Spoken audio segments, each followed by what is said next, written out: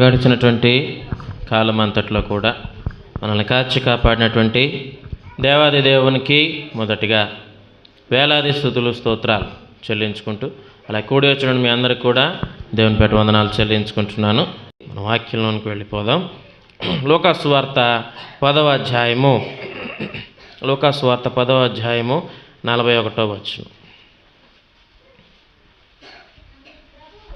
అందుకు ప్రభువు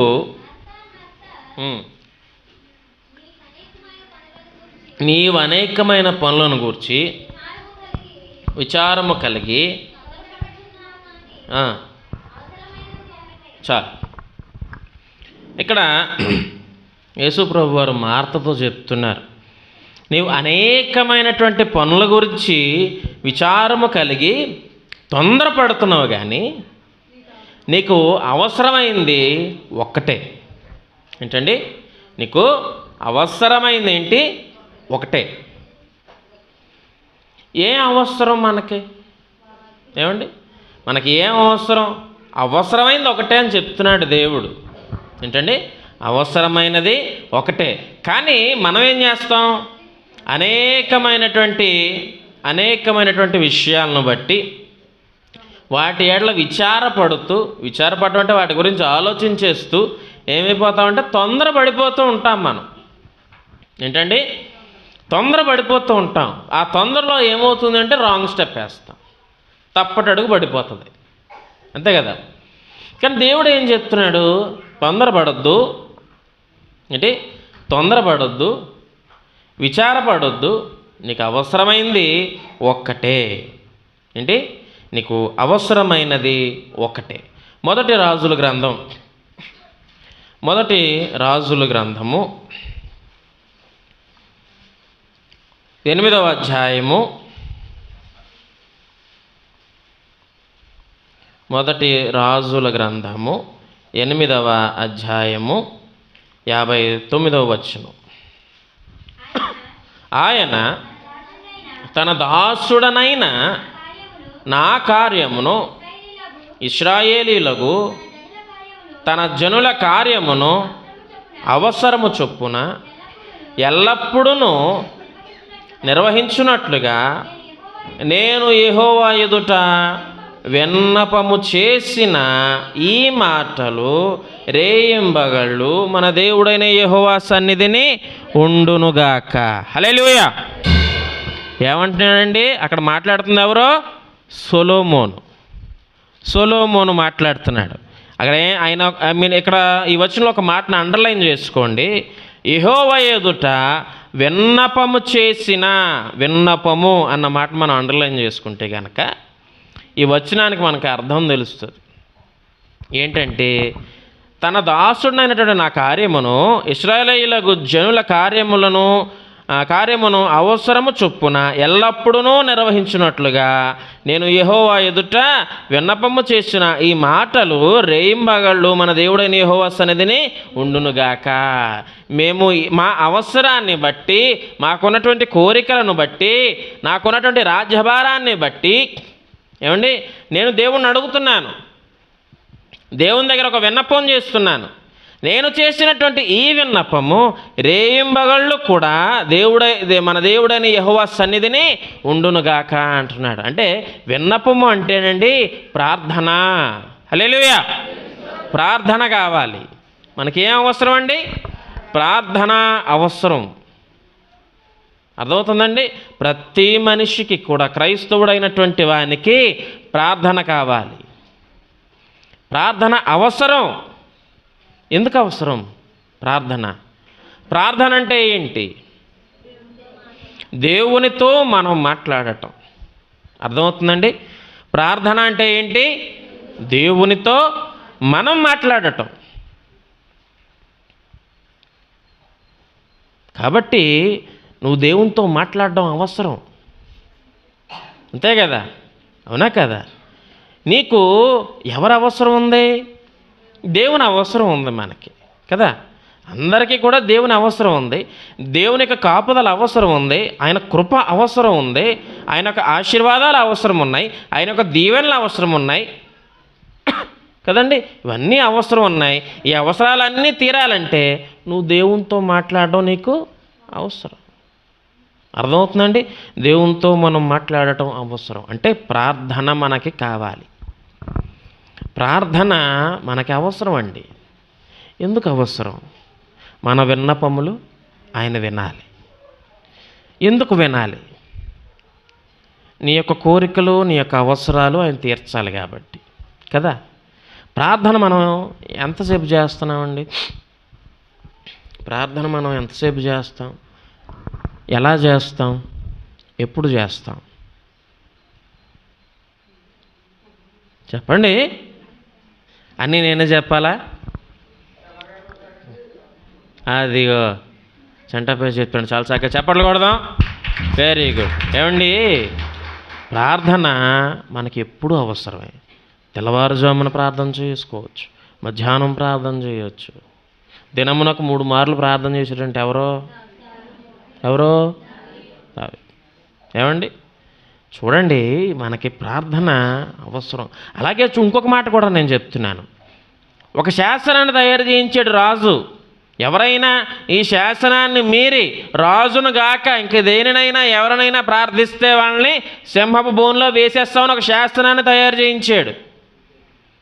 ఆ శాసనాన్ని కొట్టిపడేసి, నువ్వు శాసనం వేస్తే నాకేటి, వేయకపోతే నాకేటి, అసలు నీతో నాకు పని ఏంటి అని అన్నట్టు తన గదిలోకి వెళ్ళి తలుపులు బార్లా తెరిచి ఇశ్రాయేలు వైపు తిరిగి ప్రార్థన చేసాడండి ఓ భక్తుడు. ఎవరో అక్కడ అతనికి ఏంటి అవసరం? ప్రార్థన. ఆ ప్రార్థనే అతన్ని కాపాడింది. హల్లెలూయా. ఆ ప్రార్థనే అతన్ని కాపాడింది. అర్థమవుతుందండి? ఆ ప్రార్థనే అతన్ని కాపాడింది. మనకి ప్రార్థన చాలా అవసరం. ఎందుకంటే మనం ఎప్పుడు ప్రార్థన గురించి ఒక మాట మనం ఎక్కువగా మాట్లాడుకుంటాం. ఏంటంటే అది ప్రార్థన పరిస్థితులను మారుస్తుంది. ఏంటంటే ప్రార్థన పరిస్థితులను మారుస్తుంది. ఈ మాట ఎలా వచ్చిందని నేను చాలాసార్లు అనుకున్నప్పుడు, ఓహో ఎందుకు వచ్చిందేమో ఒక విషయం గురించి నేను అనుకున్నాను. ఏంటో తెలుసునా, మనం ప్రార్థన చేస్తూ ఉంటే ఎంతటి కఠినమైనటువంటి సమయంలోనైనా సరే, ఎంతటి విపత్కరమైనటువంటి పరిస్థితుల్లో అయినా సరే, మనం ఉన్నటువంటి ప్రతి పరిస్థితి మారిపోతూ ఉంటుంది ప్రార్థన చేస్తున్నప్పుడు. అప్పుడు వచ్చింది కాబోలు ఈ మాట అనుకుంటాను నేను. అంతే కదండి. ప్రార్థన ప్రతి పరిస్థితిని మారుస్తుంది. హల్లెలూయా. ప్రతి ఒక్క పరిస్థితిని మారుస్తుంది. హల్లెలూయా. దేవునికి అసాధ్యమైనటువంటిది ఏమైనా ఉన్నదా? ఏదీ లేదు. కాకపోతే మనం ప్రార్థన చేయాలి. అవసరం ఎవరికి ఉందండి? మన అవసరం దేవుడికి ఉందా? దేవుడు అవసరం మనకుందా? చెప్పండి. మన అవసరం దేవుడికి ఉందా? దేవుడు అవసరం మనకుందా? మనం దేవుని కోసం ఎదురు చూడాలా? దేవుడు మన కోసం ఎదురు చూడాలా? దేవుడు మన కోసం ఎదురు చూడాలా? మనమే దేవుని కోసం ఎదురు చూడాలి. మరి అలాంటప్పుడు ప్రార్థన చెయ్యాలా వద్దా? నీ అవసరతల కోసం నువ్వు ప్రార్థన చెయ్యాలా వద్దా? ఎంతసేపు చేస్తున్నాం ప్రార్థన? ఏమండి, ఎంతసేపు చేస్తున్నాం ప్రార్థన? సమాధానం ఎవరికి వాళ్ళకే తెలుస్తుంది అనుకోండి. ఏమండి, సమాధానం ఎవరికి వారికే తెలుస్తుంది. కానీ వాక్య ప్రకారంగా మనం ఆలోచిస్తే కనుక దేవుడు మనని దశమ భాగం అడుగుతున్నాడు. మన సంపాదనలో మాత్రమే కాదు, మన సమయంలో కూడా దేవునికి దశమ భాగము ఇవ్వాలి. ఎంత? రోజుకి ఎన్ని గంటలు? 24 గంటలు. 24 గంటల్లో దశమ భాగం ఎంత? 2 గంటల 24 నిమిషాలు. ఏమండి, 2 గంటల 24 నిమిషాలు. ఈ 2 గంటల 24 నిమిషాల్లో 6 నిమిషాలు మనమే లెక్కేస్తామని 2.5 గంటలని మనం చెప్పుకుంటాం కదండి. మరి ఈ 2.5 గంటలు మరి ఎంతమంది ప్రార్థన చేస్తున్నామో మరి తెలియాలి. అర్థమవుతుందండి? 2.5 గంటలు పైన చేసుకోవచ్చు, కానీ 2.5 గంటల కింద చేసుకోకూడదు. ఎందుకంటే అది దేవుని మాట మీరిపోయినట్టే. అర్థమవుతుందండి? దేవుని మాట మీరిపోయి, బాబాయ్ అంత ప్రార్థన చేయలేనండి, బాబా అలిసిపోయి వస్తాను, నేను ఎంత ప్రార్థన చేయలేనండి అంటే నువ్వు అలిసిపోతావు, ప్రార్థన చేయవు. కానీ దేవుడు మాత్రం మనకు అన్నీ చేయాలా? ఏమన్నా ప్రశ్నించుకోవాలా వద్దా? చెప్పండి, ప్రశ్నించుకోవాలా వద్దా? అలిసిపోయావు, సొలసిపోయావు, వచ్చి మంచం మీద వాలిపోయావు.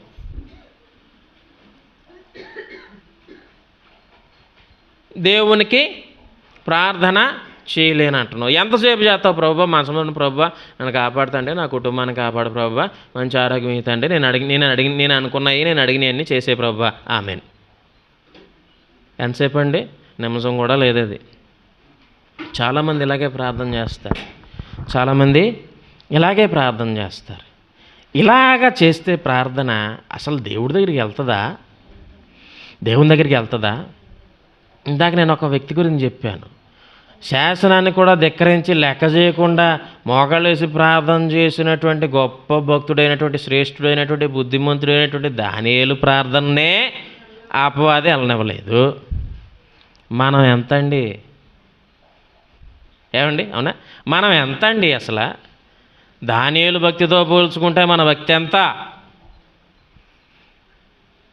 అతనికి ఉన్నటువంటి ఆ భారాన్ని పోల్చుకుంటే ఆ భారంలో మన భారం ఎంత? అలాంటిది అతన్ని ప్రార్థననే వెళ్ళనివ్వలేదు. మన ప్రార్థన వెళ్ళనెత్తాడంటారా ఈ బుడంకాయ ప్రార్థనలే? ఏమండి? నేను అంటాను, కుదరకపోవడం కాదు, నువ్వు ప్రార్థన చేసుకోవాలనేటువంటి ఆసక్తి నీకుంటే ఎలాగన్నా ప్రార్థన చేసుకుంటావు. ముందు ఏముండాలండి? మనకి ఆసక్తి ఉండాలి. మనకి దేని మీద ఆసక్తి ఉంటుంది? మనకు దేని మీద ఆసక్తి ఉంటుంది? దేవుడి మీద తప్ప అన్నిటి మీద మనకు ఆసక్తి ఉంటుంది. ఇది నిజమా కాదా? నిజమా కాదా? 100% కూడా ఇది నిజం. చాలామందికి, నేను అందరిని అన్నసమా, కొంతమందిలో చాలామందికి, ఈ కొంతమందిలోనే చాలామందికి దేవుని మీద తప్ప అన్నిటి మీద ఆసక్తి ఉంటుందండి. ఏమండి, ఒక విషయాన్ని మనం గమనించుకోవాలి. ఈవేళ మనం ఒక పని చేసుకుంటున్నాం, ఒక ఉద్యోగం చేసుకుంటున్నాం, ఒక స్థితిలో మనం నిలబడ్డామంటే దానికి కారణం ఎవరు? మనమా? నీ బలమా? నీ తెలివితేటలా? నీ జ్ఞానమా? చిటికలో పోతాయి అన్నీ. ఏంటి? చిటికలో పోతాయి. ప్రతిదానికి కారణం దేవుడు. హల్లెలూయా. ప్రతి విషయాన్ని నీ జీవితంలో నువ్వు అడుగు వేసినటువంటి ప్రతి విషయంలోనూ ప్రతి పరిస్థితులకు కారణం దేవుడే. మరి అటువంటి దేవుణ్ణి నువ్వు ఎందుకు ప్రార్థించడం లేదు? ఏమండి, మరొక వ్యక్తిని నేను మీకు పరిచయం చేస్తాను, మరొక భక్తుడిని నేను మీకు పరిచయం చేస్తాను. ఆయన చాలా గొప్ప వ్యక్తి, చాలా గొప్ప వ్యక్తి. ఆయన ఏం చేశాడంటే, ఆయన చేసిన ప్రార్థన ఏంటి అంటే గనక, వర్షం పడకూడదు అని ప్రార్థన చేశాడు ఆయన. ఏంటండి? వర్షం పడకూడదు అని ప్రార్థన చేస్తే ఎంతకాలం ఆగిపోయిందండి? 3.5 సంవత్సరాలు ఆగిపోయింది. హల్లెలూయా. వర్షం పడకూడదు అని ప్రార్థన చేస్తే 3.5 సంవత్సరాలు ఆగిపోవడం ఏంటండి? ఈయన ప్రార్థన చేయడం ఏంటి? ఆయన ఆపేయడం ఏంటి? ఎందుకు అలా జరిగిందంటారు? యాకోబుకు రాసిన పత్రిక 5వ అధ్యాయం 17వ వచనంలో ఉంటుంది. క్లియర్గా ఒక మాట ఉంటుంది అక్కడ. చూద్దాం. యాకోబు రాసినటువంటి పత్రిక 5వ అధ్యాయము 17వ వచనం. చాలు, అదంతా మనకి ఇప్పుడు నేను ఎలాగ చెప్పాను. 3.5 సంవత్సరాలు ప్రార్థన చేస్తే 3.5 సంవత్సరాలు వర్షం పడలేదని అక్కడ రాయబడి ఉంది. అక్కడ ఈ మాట కూడా మనం చూసుకోవాలి. ఏలియా మన వంటి స్వభావం గలవాడే. ఏలియా మనలాంటి మనిషే. యాకోబు చెప్తున్నాడు, ఏలియా మనలాంటి మనిషే. మనలాగే నిద్రపోతాడు, మనలాగే తింటాడు, మనలాగే నడుస్తాడు, మనలాగే మాట్లాడతాడు. మనకులాగే 2 చేతులు ఉన్నాయి, మనకులాగే 2 కాళ్ళు ఉన్నాయి, 2 కళ్ళు, 1 ముక్కు, 1 నోరు, 2 చెవులు, 32 పళ్ళు. ఏమండి? అన్నీ మనకులాగే ఉన్నాయి. మనకంటే ఎక్స్ట్రా ఆయనకి ఏం లేదు శారీరకంగా. కానీ మనకంటే ఎక్స్ట్రాగా ఆయనకి ఏముందో తెలుసా? ప్రార్థనా శక్తి ఉంది. దేవుని యెడల విపరీతమైన భయభక్తులు ఉన్నాయి. అర్థమవుతుందండి తల్లి బాబు? అర్థమవుతుందా? మనకంటే శారీరకంగా ఆయనకి ఏమి ఎక్కువ లేవు. అదే చెప్తున్నాడు. ఏలియా మన వంటి స్వభావం గల మనుష్యుడే. కానీ మరి ఆయన ప్రార్థన చేస్తే 3.5 సంవత్సరాల వర్షం ఎందుకు ఆగిపోయింది? మరి మనం ప్రార్థన చేస్తే ఎందుకు ఏం జరగట్లేదు? ఎందుకు జరగట్లేదంటే మనలో ప్రార్థనా శక్తి లేదు. చాలామందికి మనలో ప్రార్థనా శక్తి లేదు. ప్రార్థనా శక్తి లేకపోవడం గల కారణం ఏంటో తెలిసినా దేవునితో సహవాసంలో మనం ఉండడం లేదు. ఏంటండి? దేవునితో సహవాసంలో మనము ఉండడం లేదు. దేవునితో సహవాసంలో ఉండకపోవడం గల కారణం ఏంటి?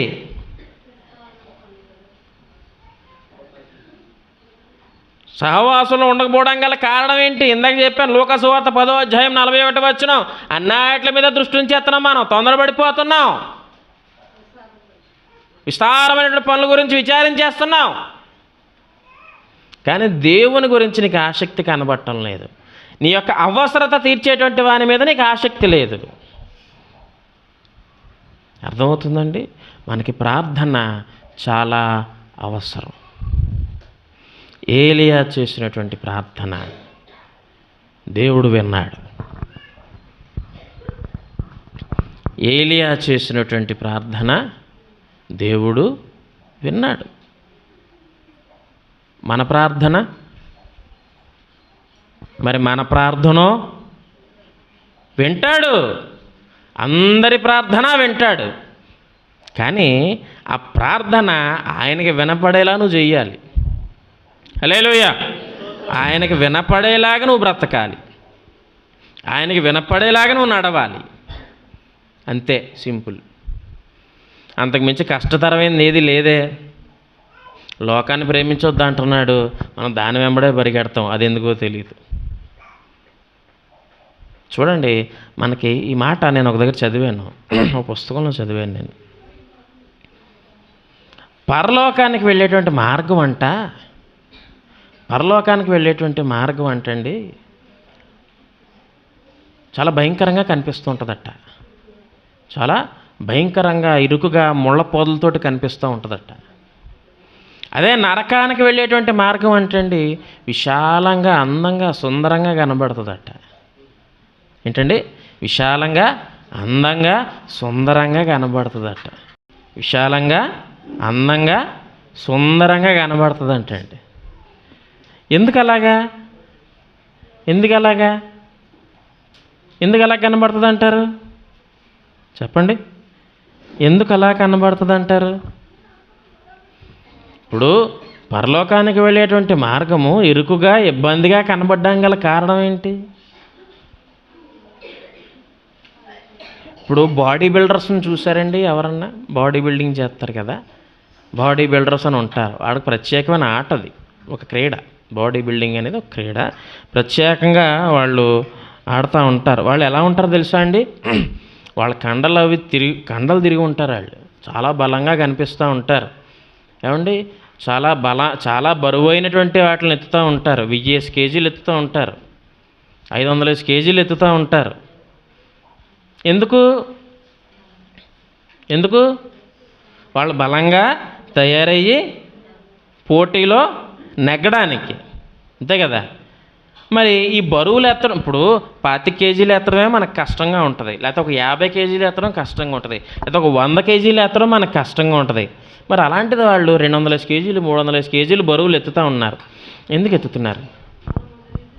వాళ్ళు ముందు నుంచి సాధన చేస్తూ వాళ్ళకు ఉన్నటువంటి గోల్ని రీచ్ అవుతున్నారు. ఆ గోళ్ళు, ఆ వెళ్ళే మార్గం ఎంతో కష్టం కదండి. ఆ వెళ్ళే మార్గం వినాలి.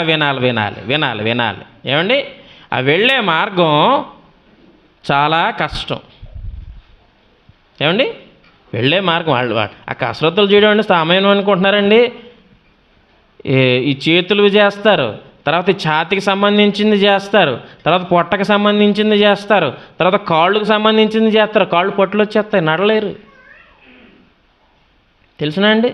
అంత కష్టతరంతో కూడుకొని వాళ్ళ మెడలో ఒక గోల్డ్ మెడల్ వేసేటప్పటికి ఎంత సంతోషపడిపోతారో. అప్పుడు దాకా పడిన కష్టాలంతా వాళ్ళు మర్చిపోతారు.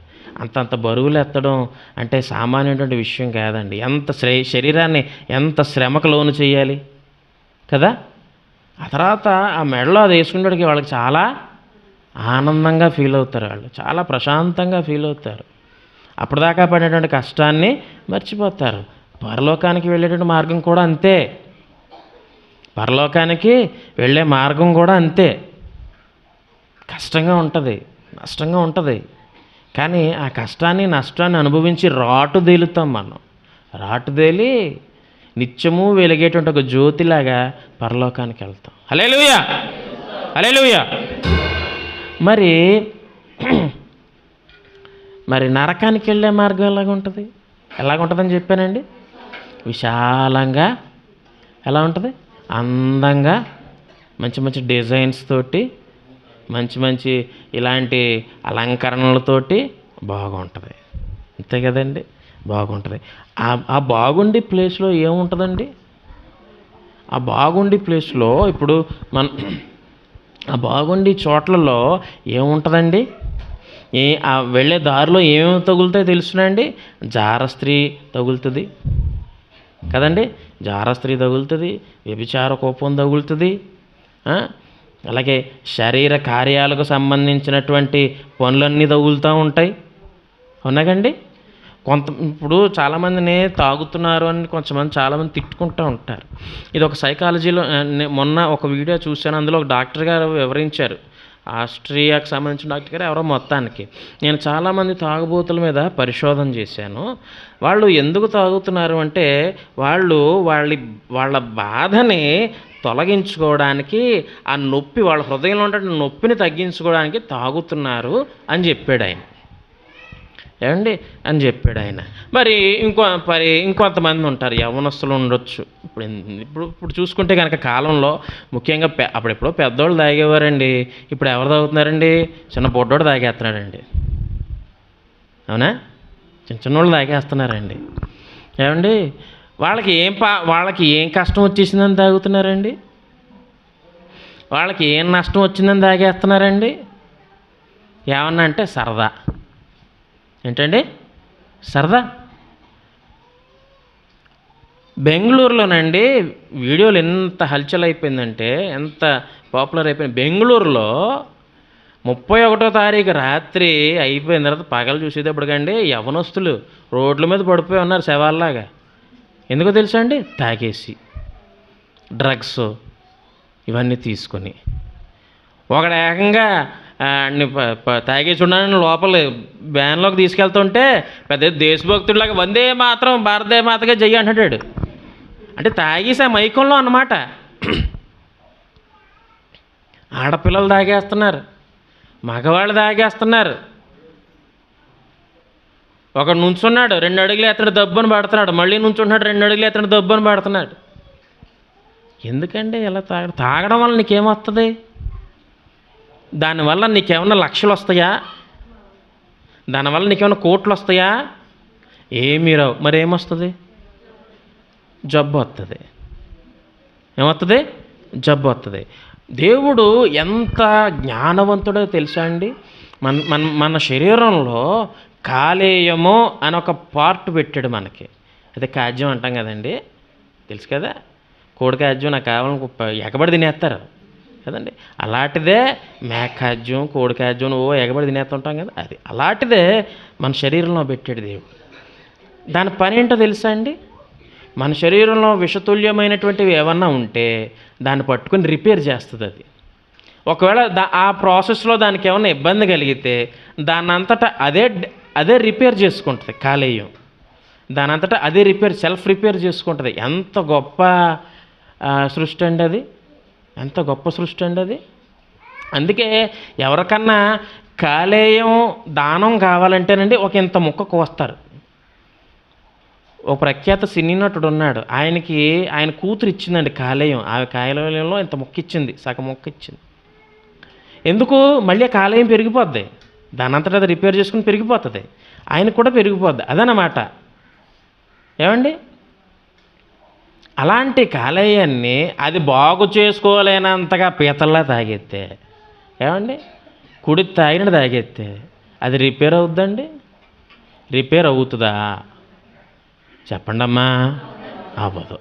సరే, మరి ఇప్పుడు బాధను తగ్గించుకోవడానికి తాగుతున్నాను కొంతమంది అంటారు. అంత బాధపడిపోయి నిన్ను నువ్వు పాడు చేసుకునే బదులు దేవుడి సన్నిధిలో మోకాళ్ళుని, ప్రభువా ఇది నా బాధ, ఇది నా బాధ, నేను పడే కష్టం ఇది. నా కోసం నా బాధను తీర్చవా ప్రభువా అంటే తీర్చడండి దేవుడు, తీర్చడా? దానికి ఎందుకండి అలాగ అయిపోవడం? నేను అదే అంటాను. కొంతమంది సరదాగా తాగుతారు, కొంతమంది ఇలాగ నాకేదో ఇబ్బంది వచ్చిందని తాగుతారు. ఏమొచ్చినా నీకోసం దేవుడు ఉన్నాడు. హల్లెలూయా. నీకు ఏమొచ్చినా, ఏ అవసరం వచ్చినా నీకు కోసం దేవుడు ఉన్నాడు. హల్లెలూయా. అందుకే అంటాను, మనకి ప్రార్థన అవసరం. ఏంటండి? మనకి ప్రార్థన అవసరం. మనుష్యుల సహాయము వ్యర్థము. దేవుడు సహాయం కావాలి. దేవుడు సహాయాన్ని పొందుకో. ఆ సహాయం నీకు కావాలి అంటే దేవునికి విన్నపం చేయి, దేవునికి ప్రార్థన చేయి. అంటాడు కదా 101వ కీర్తనలో, కొండల తట్టు నా కన్నులు ఎత్తుచున్నాను. ఎక్కడి నుంచి వస్తుంది సహాయం? సమాధానం అక్కడే ఉంది కదండి. నాకు ఎవరు సహాయం చేస్తారు? నన్ను ఎవరు ఆదుకుంటారు? నా హృదయంలో ఉన్నటువంటి నొప్పిని ఎవరు తీసేస్తారు?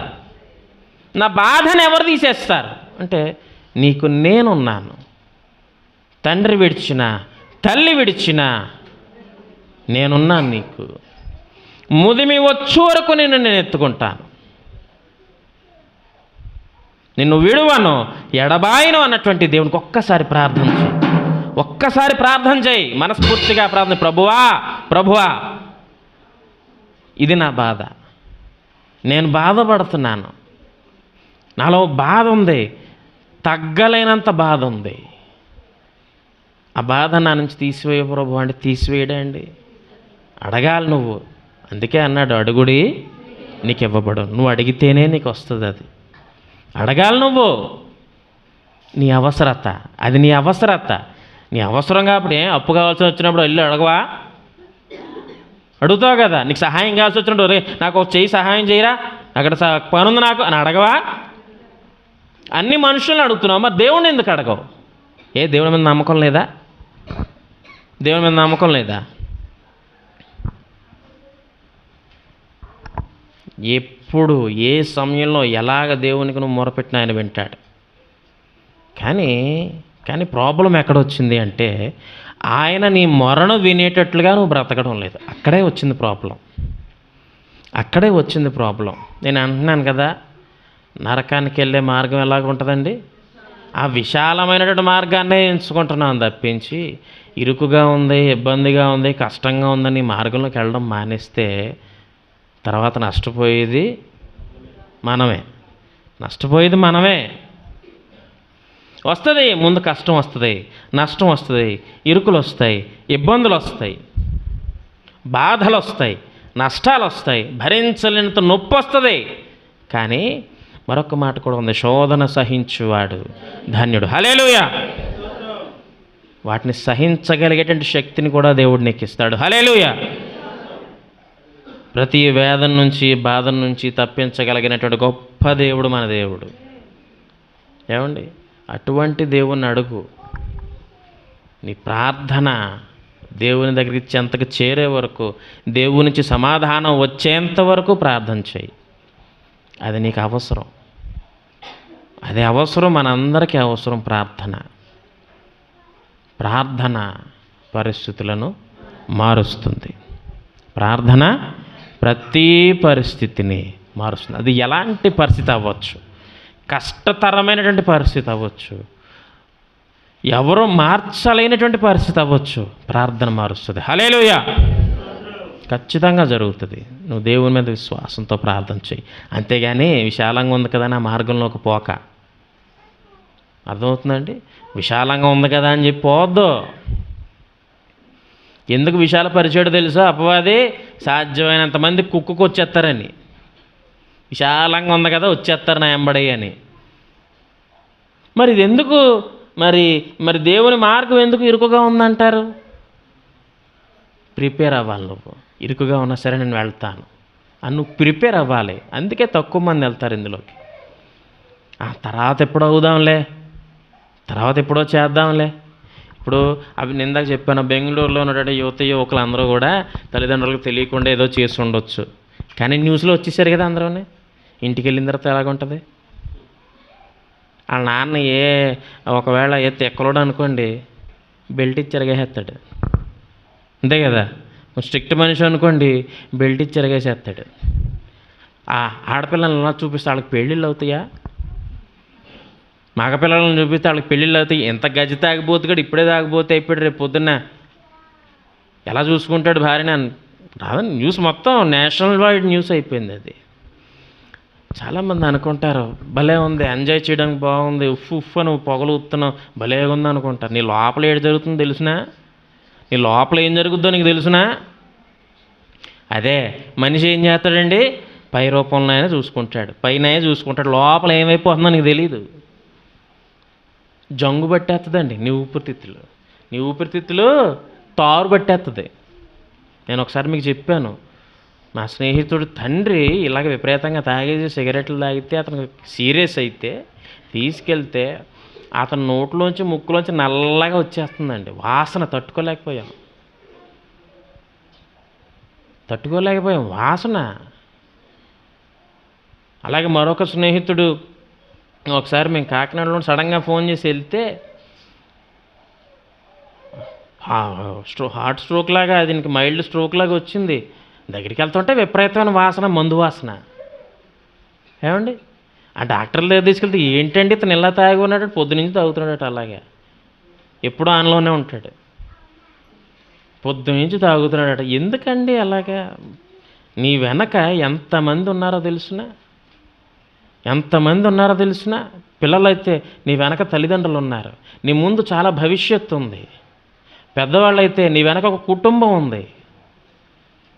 అందుకే దేవుడు చెప్తే దేవుడు ఎందుకు చెప్తాడండి అంత జ్ఞానవంతుడు కాకపోతే? లోకములో ఉన్నవాటినైనాను ప్రేమించొద్దు. ఎందుకు వాటిని ప్రేమించి నీ జీవితాన్ని పాడు చేసుకుంటావు? ఇంకో మాట చెప్తాను, నీ జీవితం నీది కాదు, నీ జీవితం నీ సొత్తు కాదు. దేవుడు నీకు భిక్ష వేసాడు. ఏంటండి? భిక్ష వేశాడు. భిక్ష అండి, దేవుడు పెట్టిన భిక్ష మన జీవితం, నీ సొంతం కాదు. చాలామంది బళ్ళు మీద రాసుకున్నప్పుడు ఒక మాట రాసుకున్నాక నవ్వు వస్తూ ఉంటుంది, మై లైఫ్ మై రూల్ అంట. నీ జీవితం ఏంటరా? అది నీ జీవితమా? దేవుడు నీకు ఇచ్చినటువంటి జీవితం, దాన్ని ఎంత జాగ్రత్తగా చూసుకోవాలండి, నీ సొంతమా? నువ్వు కాదు, దేవుని సొంతం. ఆయన రక్తాన్ని వెలగా ఇచ్చి నిన్ను కొన్నాడు, అది జ్ఞాపకం పెట్టుకోవాలి. అంత సాక్రిఫైస్ చేసి దేవుడు నిన్ను కొంటే నువ్వు ఆయనకి చేసి ప్రార్థన ఏంటో తెలిసిన? అంతే, అయిపోయింది. ఆ క్యాలెండర్ దగ్గరకో లేకపోతే దేవుడి బొమ్మ దగ్గరకో వెళ్ళి నుంచుని అయిపోయింది. అదా ప్రార్థన. క్షేమంగా బయటికి వెళ్ళావు, క్షేమంగా ఇంటి తిరిగి వచ్చావు, దేవుడు కాపుదా లేకపోతే వస్తావా? ఇవాళ ఎంతమంది అండి బయటికి వెళ్ళి క్షేమంగా ఇంటికి వస్తున్నారు? ఇవాళ మరి ఇందాక కాంతరా చెప్పిన సాక్ష్యం ఏంటి? షాక్ కొడితే ఇంటికి వస్తాడా? పని చేయడానికి వెళ్ళాడు, షాక్ కొడితే ఇంటికి వస్తాడా? దేవుడు ప్రతి అడుగులోనూ దేవుడు నీతో ఉన్నాడు, అది జ్ఞాపకం పెట్టుకోవాలి. అందుకే ప్రార్థన మనకు అవసరం. పడుకున్నప్పుడు, లేచినప్పుడు, తింటున్నప్పుడు, బయటికి వెళ్తున్నప్పుడు, వచ్చినప్పుడు, కూర్చున్నప్పుడు ప్రార్థనే నిన్ను కాపాడుతుంది. హల్లెలూయా. కాబట్టి మనకి ప్రార్థన చాలా అవసరం. ఈ మాటలు మనందరం ఫలించాలని కోరుకుంటూ ఈ మాటలు ఇంతటితో ముగిస్తున్నాను.